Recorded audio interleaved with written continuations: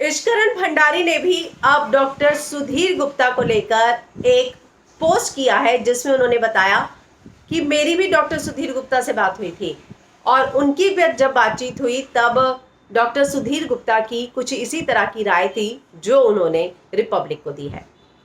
क्या कहना है इश्करण भंडारी का, मैं हिना कुमावत फिल्म विंडो पर आपको बताऊंगी। इश्करण भंडारी ने लिखा, Not surprised at what Republic showed, Dr. Sudhir Gupta had talked to me also and had many suspicion on Mumbai autopsy. Why did he change and did opposite?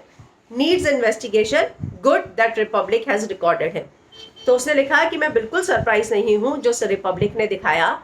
Doctor Sudhir Gupta से मेरी भी बात हुई थी और उन्होंने खुद मुंबई की ऑटोप्सी पे बहुत सारा शक जताया था और अब जो है वो चेंज कैसे हो गए, एकदम अपोजिट जो है उनकी इन्वेस्टिगेशन कैसे आई। अच्छा हुआ कि रिपब्लिक ने उनको रिकॉर्ड कर लिया था। तो ये बात अब इश्करण भंडारी ने भी बताई है कि डॉक्टर सुधीर गुप्ता से उनकी बात हुई थी और कुछ इसी तरह की जो उनकी ओपिनियन थी वो उन्होंने इश्करण के साथ भी शेयर की थी और अब उन्होंने यू टर्न मार लिया है। तो डॉक्टर स्वामी ने भी आज कहा कि इश्करण के पास भी कुछ ऐसी चीजें हैं जिससे पता चलेगा कि डॉक्टर सुधीर गुप्ता ने इतना समरसॉल्ट कैसे ले लिया, पूरा का पूरा 180 डिग्री यू टर्न कैसे लिया।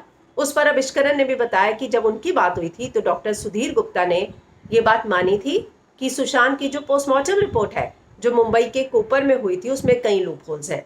तो ऐसे में अब इतने दिनों बाद जो है डॉक्टर सुधीर गुप्ता का ये यू टर्न कैसे आया, इसी बात को अब इश्करण भंडारी ने भी उठाया है और उसी चीज को वो कह रहे हैं कि मैं सरप्राइज नहीं हुआ क्योंकि मेरी भी डॉक्टर सुधीर से कुछ इसी तरह की बात हुई थी। तो जाहिर सी बात है जो डॉक्टर सुधीर गुप्ता से लगातार बात कर रहे थे, डॉक्टर सुधीर गुप्ता फोन पर कुछ और कह रहे थे और जब रिपोर्ट आई वो कुछ और थी और इसीलिए सब इतने ज्यादा सरप्राइज हुए कि आखिर जब उन्हें इतने डाउट थे तो ऐसी डाउटफुल पोस्टमार्टम रिपोर्ट पर वो इस तरह की कंक्लूसिव रिपोर्ट कैसे तैयार कर सकते हैं।